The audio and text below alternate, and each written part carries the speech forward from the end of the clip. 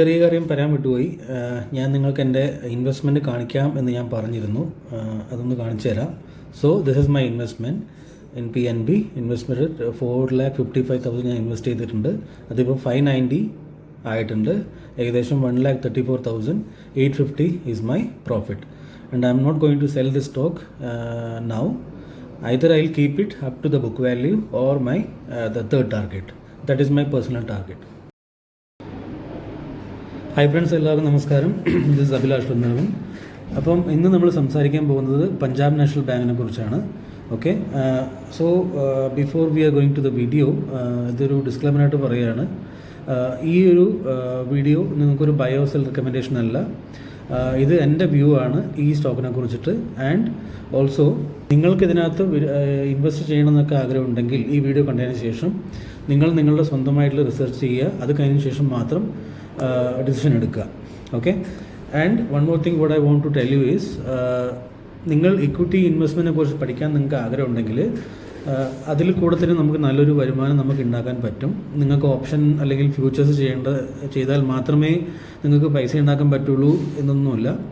നിങ്ങൾ യൂട്യൂബിൽ നിങ്ങളിപ്പോൾ ഇൻവെസ്റ്റ്മെൻ്റ് ഒക്കെ ചെയ്യുന്ന ഒരാൾക്കാരാണെങ്കിൽ, സ്റ്റോക്ക് മാർക്കറ്റിൽ ഇൻവെസ്റ്റ് ചെയ്യുന്ന ആൾക്കാരാണെങ്കിൽ എപ്പോഴും നിങ്ങൾ കാണാൻ പറ്റും വലിയ വലിയ സ്ക്രീൻഷോട്ടൊക്കെ 5 ലക്ഷം 10 ലക്ഷം ഒക്കെ ആയിട്ട് ആൾക്കാരിടുന്നത്. അപ്പം അത് എല്ലാവരെ കൊണ്ടും പറ്റുന്ന സംഗതിയല്ല. കാരണം ഇപ്പോഴത്തെ ഗവൺമെൻറ്റിൻ്റെ ലാസ്റ്റ് റിപ്പോർട്ട് വെച്ച് നോക്കുമ്പോൾ ഇപ്പോൾ എല്ലാ സ്റ്റോക്ക് ബ്രോക്കറിൻ്റെ അക്കൗണ്ട് നിങ്ങൾ ഓപ്പൺ ചെയ്യുമ്പോഴും അതിനകത്ത് ഡിസ്ക്ലൈമറിനെ കാണിക്കുന്നുണ്ട്, most of the people are losing money in stock market.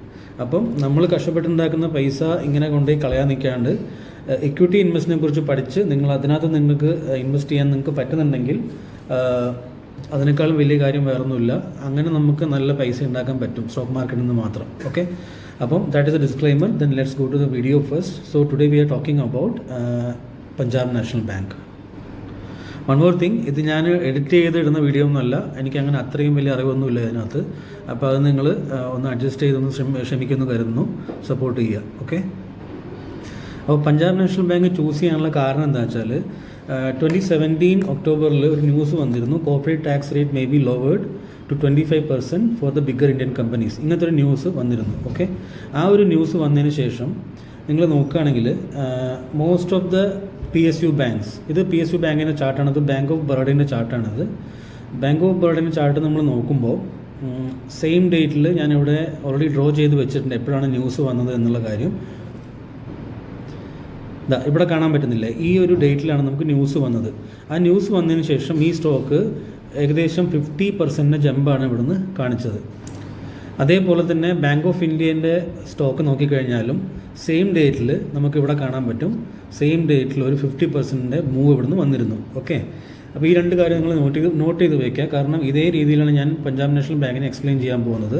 അപ്പോൾ ഈ ഡേറ്റിൽ ന്യൂസ് വന്നു. ഇവിടെ എന്താ സംഭവിച്ചത്? ഈ ന്യൂസ് വന്നു 25% ടാക്സ് കുറവാക്കുന്നുമെന്നൊരു ന്യൂസ് വന്നു. ആ ന്യൂസിൽ മാർക്കറ്റിൽ വന്നപ്പം എല്ലാവരും ഇവിടെ ഈ വോളിയം കണ്ടില്ലേ, ഈ വോളിയത്തിൽ എല്ലാവരും വാങ്ങാൻ തുടങ്ങി. അങ്ങനെ വലിയ ആൾക്കാരും നമ്മളെപ്പോലത്തെ സ്മോൾ റീറ്റെയിൽ ഇൻവെസ്റ്റേഴ്സൊക്കെ ഈ ഒരു ലെവലിൽ വന്നിട്ട് ഇവിടെ കുടുങ്ങിയിട്ടുണ്ട്. കാരണം അത് കഴിഞ്ഞിട്ട് പിന്നെ സ്റ്റോക്ക് പ്രൈസ് അവിടെ നേരെ താഴേക്ക് വന്നു. ഓക്കെ, അപ്പോൾ ബാങ്ക് ഓഫ് ബറോഡയുടെ കേസിൽ എന്താണ് സംഭവിച്ചത്? ഇവിടെ ന്യൂസ് വന്നു. ഇവിടെ നിങ്ങൾക്ക് കാണാൻ പറ്റും, ഇവിടെ ന്യൂസ് വന്നു, അത് മേലേക്ക് പോയി.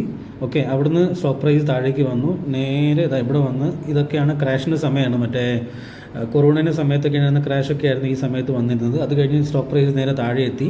ഇവിടുന്ന് റിക്കവറായി മേലേക്ക് പോകാൻ തുടങ്ങി. അങ്ങനെ പോയി അതേ ലെവലിൽ തന്നെ എത്തി. ആ 50% മേലെ പോയി സ്റ്റോക്ക് പ്രൈസ് എവിടെ നിന്നാണോ തിരിച്ച് താഴേക്ക് വരാൻ തുടങ്ങിയത് ആ ലെവലിൽ തന്നെ സ്റ്റോക്ക് പ്രൈസ് ഇവിടുന്ന് മേലേക്ക് പോയി അവിടെ എത്തി. ഇപ്പം നിങ്ങൾ ബാങ്ക് ഓഫ് ഇന്ത്യയുടെ ചാർട്ടിൽ നോക്കുമ്പോൾ എന്താണ് അവിടെ സംഭവിച്ചത്? എന്താണ് ഇതേപോലെ തന്നെ സെയിം സംഭവം.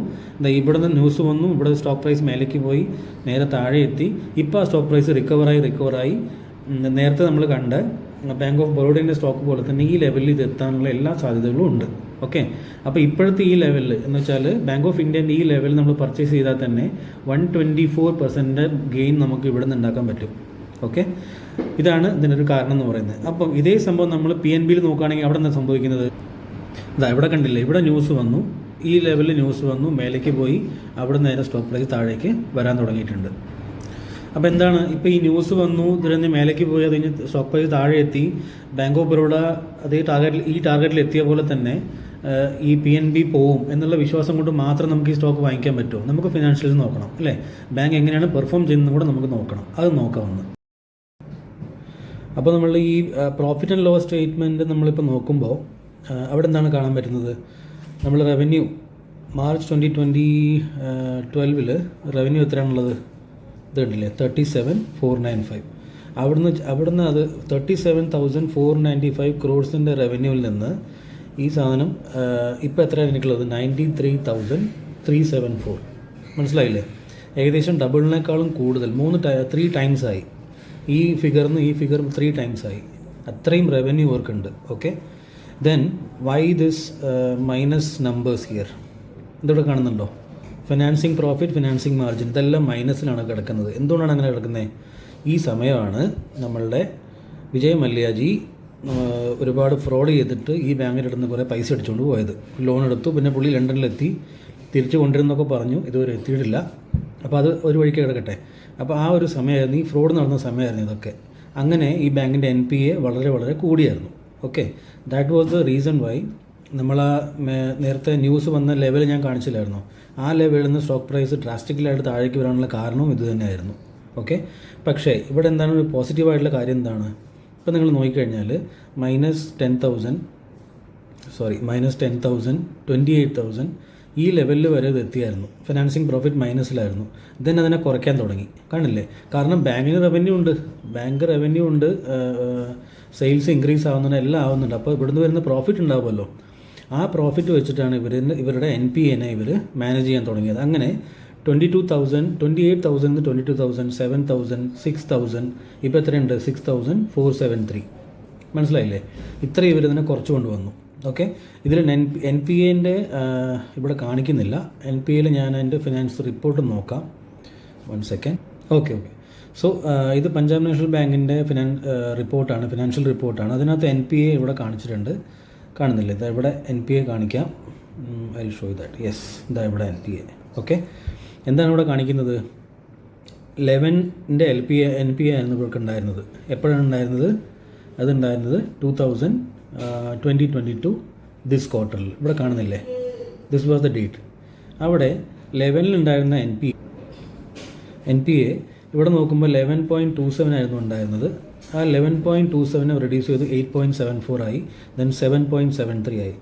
ഓക്കെ, ദെൻ നെറ്റ് NPA 0.09 നിന്ന് 0.34 that is A very good point. Because ഈ ബാങ്ക് ഉണ്ടാക്കുന്ന പ്രോഫിറ്റിൽ വെച്ചിട്ട് PNB ഇപ്പോൾ എന്താ ചെയ്യുന്നത് വെച്ചാൽ അവരുടെ ബാലൻസ് ഷീറ്റിനെ ക്ലീൻ ചെയ്യുകയാണ് ചെയ്യുന്നത്. അവരുടെ മാനേജ്മെൻറ്റ് ഇപ്പോൾ ചിന്തിക്കുന്നതെന്ന് വെച്ചാൽ ബാലൻസ് ഷീറ്റ് ക്ലീൻ ആയി കഴിഞ്ഞാൽ പിന്നെ ഇവർക്ക് ഈ NPA-നെ കുറയ്ക്കാൻ വേണ്ടി, ഇവർക്ക് എത്ര കടവുണ്ടോ, നോൺ പെർഫോമിംഗ് അസറ്റിനെ കുറയ്ക്കാൻ വേണ്ടിയിട്ട് ഇവർ എത്ര പ്രൊവിഷൻ ഇപ്പോൾ വയ്ക്കുന്നുണ്ടോ, മേ ബി 10,000 crore 14,000 crore, അതൊന്നും ഇവർക്ക് പിന്നെ ഈ ഒരു NPA-ൻ്റെ ഇഷ്യൂ സോൾവ് ആയി കഴിഞ്ഞാൽ പിന്നെ ഇതിനകത്തേക്ക് ഈ പ്രൊവിഷൻ വെക്കേണ്ട കാര്യമില്ല. അപ്പോൾ ബാങ്കിന് റവന്യൂ ഉണ്ട്, നമ്മൾ നേരത്തെ കണ്ടു, നമ്മൾ അതിൻ്റെ ഫിനാൻഷ്യൽസ് കണ്ടപ്പോൾ കണ്ടല്ലോ. ഇവിടെ ബാങ്കിന് സെയിൽസ് ഉണ്ട്, സെയിൽസ് ഇഷ്ടംപോലെ സെയിൽസ് ഉണ്ട്. റവന്യൂ 20,000 നിന്ന് 25,000 വരെ എത്തിയിട്ടുണ്ടായിരുന്നു. അതേപോലെ തന്നെ നമ്മളുടെ പ്രോഫിറ്റ് ആൻഡ് ലോസ് സ്റ്റേറ്റ്മെൻറ്റ് നോക്കുമ്പോൾ എന്താണ് കണ്ടത്? 93,000 റവന്യൂ ഇവർക്കുണ്ട്. ഓക്കെ, അപ്പം ഇവർക്ക് NPA ഇപ്പോൾ ഈ മൈനസിൽ കിടക്കുന്ന സാധനം കുറച്ചുകൂടെ കഴിയുമ്പോൾ എന്താവും? ഇവരുടെ പ്രൊവിഷൻ ഇത് കുറച്ച് കൊണ്ടുവന്ന് എത്ര കടമുണ്ടോ അതൊക്കെ വീട്ടിൽ കഴിഞ്ഞാൽ പിന്നെ ഇവർക്ക് വന്ന നെറ്റ് പ്രോഫിറ്റ് മൊത്തം ഇവരുടെ ഈ നമ്പേഴ്സിൽ നമുക്കിവിടെ കാണാൻ തുടങ്ങും. അതാണ് ഇവിടെ കാണുന്നത്. ഓക്കെ, ഇവിടെയൊക്കെ മൈനസ് ആയത് കഴിഞ്ഞ് ഇവിടെ 485 പ്ലസിലെത്തി, 2695 3908 3359 ഇവിടെ കണ്ടു. ട്രെയിലിംഗ് 12 മന്തിൽ 4,450 crores നെറ്റ് പ്രോഫിറ്റ് ബാങ്കിനുണ്ട്. അപ്പോൾ ഈ പൈസ ഇപ്പോഴും അവർക്ക് NPA അവരുടെ പൂർണ്ണമായിട്ടും ശരിയായിട്ടില്ല. അപ്പോൾ ഈ പൈസയിൽ നിന്ന് കുറച്ച് ഭാഗം അവരുടെ NPA-നെ കുറയ്ക്കാൻ വേണ്ടിയിട്ട് ഇവിടെ നിന്ന് കുറച്ച് ഭാഗം മാറ്റി വയ്ക്കും. ഓക്കെ, അങ്ങനെ ഒരു വർഷം 1.5 വർഷം കഴിയുമ്പോൾ അവർ NPA ഫുള്ളായിട്ട് മാറിക്കഴിഞ്ഞാൽ പിന്നെ ഈ ബാങ്കിന് ഇങ്ങനെ ഒരു പ്രൊവിഷൻ വെക്കേണ്ട കാര്യം വരില്ല. അപ്പം വരുന്ന റവന്യൂവും അതിൻ്റെ നെറ്റ് പ്രോഫിറ്റും മൊത്തം നമ്മളുടെ സ്റ്റോക്ക് പ്രൈസിൽ പ്രതിഫലിക്കാൻ തുടങ്ങും. അങ്ങനെയാണ് ഞാൻ ഈ PNB-നെ ചൂസ് ചെയ്യാനുള്ളൊരു കാരണം. അതുകൂടാതെ നമ്മൾ ബാലൻസ് ഷീറ്റ് നോക്കുമ്പോൾ റിസർവിൽ കണ്ടോ? റിസർവിൽ ഫണ്ട് കൂടുന്നുണ്ട്. ഇതാണ് റിസർവ്. റിസർവിൽ കണ്ടില്ല ഇപ്പോൾ എത്രയുണ്ട്, 1 lakh crore അടുത്ത് അവരുടെ അടുത്ത് സ്വന്തമായിട്ട് ബാങ്കിൻ്റെ അടുത്ത് പൈസയുണ്ട്. ഇവർക്ക് എത്ര NPA ഉണ്ട് ഇപ്പം. ആ NPAയിലേക്ക് ഇവരുന്ന് ഈ എമൗണ്ടിൽ നിന്ന് കുറച്ച് പൈസ കൊടുത്താൽ തന്നെ ബാങ്ക് വിത്തിൻ 1 year ടൈം ഇവരുടെ ഫുൾ NPA ക്ലിയർ ചെയ്ത് ബാങ്ക് പൂർണ്ണസ്ഥിതിയിൽ പഴയ രീതിയിൽ നല്ല അടിപൊളിയായിട്ട് എത്തും. ആ സമയത്ത് ഈ സ്റ്റോക്ക് പ്രൈസ് ഈ ലെവലിൽ കിട്ടില്ല നമുക്ക്. അപ്പോൾ ഇപ്പോഴാണ് നമ്മൾ ചെയ്യേണ്ട കാര്യം. ഇപ്പോൾ കുറച്ച് നെഗറ്റീവ് നമ്പേഴ്സ് കണ്ടു എന്ന് നമ്മൾ പേടിച്ചിട്ട് വാങ്ങാതിരുന്നാൽ ഈ സ്റ്റോക്ക് ഇനി ഈ NPA എല്ലാം കഴിഞ്ഞ് ഇവരുടെ ബാങ്കിൻ്റെ ഇഷ്യൂസ് എല്ലാം കഴിഞ്ഞ് മേലെ എത്തും. അപ്പോഴത്തേക്കും പ്രൈസും മേലെ എത്തും. അപ്പോൾ നമ്മൾ വാങ്ങിയിട്ട് കാര്യമില്ല. അപ്പോൾ നമ്മൾ ഇൻവെസ്റ്റ് ചെയ്യുകയാണെങ്കിൽ ഇപ്പോൾ ചെയ്യണം. അതുകൊണ്ടാണ് ഞാൻ ചെയ്തേക്കുന്നത്. So now that we understand the financials, നമുക്കൊന്ന് ചാർട്ട് നോക്കാം, ടെക്നിക്കൽ എന്താണ് സംഭവിക്കുന്നതെന്ന്. ഓക്കെ, അപ്പോൾ currently price is trading at 63.25. ഇവിടെ നമുക്ക് നോക്കുകയാണെങ്കിൽ ഒരു കപ്പ് വിത്ത് ഹാൻഡിൽ പാറ്റേൺ ഇവിടെ നടക്കുന്നുണ്ട്. ഇതാണ് അതിൻ്റെ കപ്പ്. ഇവിടെ ഒരു ഹാൻഡിൽ ഉണ്ടാക്കി, ഇവിടെ സെക്കൻഡ് ഹാൻഡിൽ ഉണ്ടാക്കി, ഈ പ്രൈസ് ഇങ്ങനെ മേലേക്ക് പോകാൻ തുടങ്ങി. ഓക്കെ, അപ്പോൾ എപ്പോഴും നമ്മുടെ കപ്പ് വിത്ത് ഹാൻഡിൽ പാറ്റേണിൽ അതിൻ്റെ ടാർഗറ്റ് എന്താണെന്ന് വെച്ചാൽ ഇതിൻ്റെ എത്രയാണോ ഹൈറ്റ് വരുന്നത്, ഈ ബോട്ടത്തിൽ നിന്ന് ഇവിടം വരെ എത്ര ഹൈറ്റ് ഉണ്ടോ അത്രയും ഹൈറ്റ് എടുത്ത് മേലെ വെച്ച് കഴിഞ്ഞാൽ നമുക്ക് അതിൻ്റെ ടാർഗറ്റ് കിട്ടും. ഓക്കെ, അപ്പോൾ അങ്ങനെ നമുക്ക് കിട്ടിയ ടാർഗറ്റാണ് എത്രയാണ്, ടാർഗറ്റ് പ്രൈസ് ഈസ് 80. ഈ പെർട്ടിക്കുലർ ടെക്നിക്കൽ ടാർഗറ്റിൻ്റെ ടെക്നിക്കൽ ചാർട്ട് പാറ്റേണിൻ്റെ ടാർഗറ്റ് എന്ന് പറയുന്നത് 80 rupees-ആണ്. ഓക്കെ, അപ്പോൾ നമുക്ക് 28% ഒരു ഇമ്മീഡിയറ്റ് മൂവ്മെൻറ്റ് അവിടെ നമുക്ക് കാണാം. ഇമ്മീഡിയറ്റ് എന്ന് ഞാൻ പറയുന്നത് ഒരു ദിവസം കൊണ്ടല്ല, ചിലപ്പോൾ ഒരു മാസം എടുക്കാം, 2 മാസം എടുക്കാം, 3 മാസം എടുക്കാം, that I don't know. Okay, പക്ഷേ ഞാൻ ഇൻവെസ്റ്റഡ് ആണ്, ഞാനിൻ്റെ പ്രൂഫ് നിങ്ങൾക്ക് കാണിച്ചു തരാം. പിന്നെ സെക്കൻഡ് ടാർഗറ്റിലേക്ക് നമ്മൾ നോക്കുമ്പോൾ സെക്കൻഡ് ടാർഗറ്റ് എൻ്റെ പേഴ്സണൽ ടാർഗറ്റാണ് book value. Okay, that is 93 rupees. എല്ലാ PSU ബാങ്ക്സും, അത് ഏത് PSU ബാങ്ക് എന്ന് വെച്ചാൽ ഗവൺമെൻറ് ബാങ്ക്സ്, ഏത് ബാങ്ക് എടുത്തോളൂ, ഈ ബാങ്ക് എല്ലാം അവരുടെ ബുക്ക് വാല്യൂ വരെ അവരെന്തായാലും തിരിച്ച് ആ പ്രൈസിൽ വരെ എത്തും, അത് ഫോർ ഷുവർ എത്തും. ഓക്കെ, അപ്പോൾ അങ്ങനെ നോക്കുമ്പോൾ നമ്മുടെ സെക്കൻഡ് ടാർഗറ്റ് എത്രയാണ്, 93 rupees-ആണ്. ഇനി ഈ ടാർഗറ്റും അല്ല, ഇനി നമ്മളൊരു തേർഡ് ടാർഗറ്റും കൂടെ ഉണ്ട്. ആ ടാർഗറ്റ് ഞാനിപ്പോൾ കാണിച്ചു തരാം. അതാണ് നമ്മളുടെ ന്യൂസിൻ്റെ ടാർഗറ്റ് എന്ന് പറയുന്നത്. ആ ന്യൂസ് വന്ന ഡേറ്റും ആ ഒരു പ്രൈസും ഉണ്ടല്ലോ, ബാങ്ക് ഓഫ് ബറോഡയുടെ ചാർട്ടിൽ നമ്മൾ കണ്ട പോലെ തന്നെ പ്രൈസ് തിരിച്ച് അതേ ലെവലിലെത്തി. ആ ലെവലിലേക്കും കൂടെ നമുക്ക് എത്തിക്കഴിഞ്ഞാൽ അത് മൂന്നാമത്തെ ടാർഗറ്റായി. അപ്പോൾ എത്രയാണ് ലെവല്, ന്യൂസ് വന്നത് ഇവിടെ നിന്നാണ് ന്യൂസ് വന്നത്. ഇവിടെ ന്യൂസ് വന്നു, ബാങ്ക് പ്രൈസ് മേലെ എത്തി, പ്രൈസ് അവിടെ നിന്ന് താഴേക്ക് വന്നു. ഇനി പ്രൈസിന് ഇവിടെ ഒരു ബേസ് ഉണ്ടാക്കി, ഈ ബേസ് ഉണ്ടാക്കി പ്രൈസ് പതുക്കെ മേലേക്ക് പോവുകയാണ്. ആ ടാർഗറ്റ് നമ്മൾ വെച്ച് നോക്കിയാൽ എത്രയാണ് നമ്മൾ ടാർഗറ്റ് വരുന്നത്, 230 rupees-ആണ് നമ്മൾ ടാർഗറ്റ് വരിക. That is my third target, my personal target. Okay, അപ്പോൾ നിങ്ങൾക്ക് ബൈ ചെയ്യാനുള്ള ബൈ ഓർ സെൽ റെക്കമെൻഡേഷനായിട്ട് ഞാൻ പറയുന്നതല്ല, ഒരിക്കലുമല്ല. നിങ്ങൾ കാര്യങ്ങൾ മനസ്സിലാക്കുക. ഇങ്ങനെ നമുക്ക് ഒന്ന് സ്റ്റഡി ചെയ്ത് കാര്യങ്ങളൊക്കെ ഒന്ന് മനസ്സിലാക്കി എന്തൊക്കെയാണ് സംഭവിക്കുന്നത് മാർക്കറ്റിൽ നോക്കി നമുക്ക് പൈസ നമ്മൾ ഇൻവെസ്റ്റ് ചെയ്താൽ സേഫായിട്ട് നമുക്ക് ഇവിടുന്ന് നല്ല റിട്ടേൺസ് ഉണ്ടാക്കാൻ പറ്റും. അപ്പോൾ ഇവിടെ 275% ഒരു റിട്ടേൺ ആണ് ഇവിടെ പറയുന്നത്, കണ്ടല്ലേ. ടെക്നിക്കൽ ടാർഗറ്റിൽ 275% റിട്ടേൺ എന്ന് പറയുമ്പോൾ എത്രയാണ്, നമ്മൾ 1 ലക്ഷം രൂപ അതിനകത്ത് ഇൻവെസ്റ്റ് ചെയ്താൽ അത് 2.5 ലക്ഷം രൂപയിൽ കൂടുതലാവും. മനസ്സിലായില്ലേ, 200%. 3.5 ലക്ഷം രൂപയിൽ കൂടുതലാവും. 1 ലക്ഷം നിങ്ങൾ ഇൻവെസ്റ്റ് ചെയ്തും 200% പ്ലസും, അപ്പോൾ 3 ലക്ഷം രൂപയായി, 3.5 ലക്ഷം രൂപയായി.